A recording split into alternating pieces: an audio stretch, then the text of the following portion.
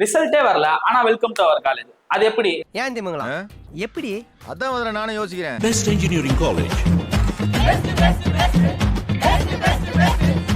உங்களுக்கு வர most of calls நீங்க ப்ரீ அட்மிஷன் பண்ணீங்கன்னா உங்க வாழ்க்கை பெஸ்டா இருக்கும். இல்ல புரியல எனக்கு. என்னங்க எனக்கு ஒண்ணுமே புரியல. அதுதானப்பா எனக்கும் புரியல. மோஸ்ட் ஆஃப் காலேஜ் ஆஃப்டர் ரிசல்ட்டுக்கு பிஃபோர் 15% சீட்டை கம்ப்ளீட் பண்ணுறாங்க. அது எப்படி தானே? இப்படிதான். ஹலோ வணக்கம் சார். சொல்லுங்க சார் நம்ம பையனுக்கு காலேஜில் ஃப்ரீ சீட் கிடச்சிருக்குங்க சார். 10,000 கட்டினா போதும்.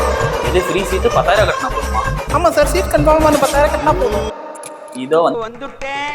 அவ்வளோதான்டா பாய்ஸ், உங்க லைஃபே காலி. 3 days later. ஆஃப்டர் ரிசல்ட் உங்களுக்கு ஃப்ரீயா தரேன்னு சொன்ன காலேஜ் இப்போ என்ன சொல்லுவாங்கன்னு பாத்திரலாமா? எக்ஸ்கியூஸ் மீ சார், கோட்டிங்களா? யார் நீ?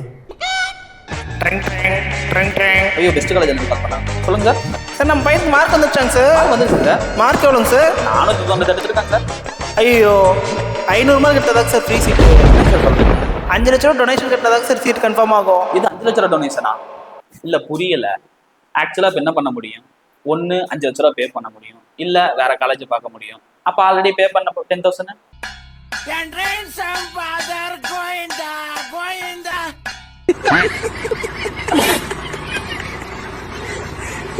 ஸோ ப்ரீ அட்மிஷன் பண்றது பெஸ்ட் ஆப்ஷன் தான்.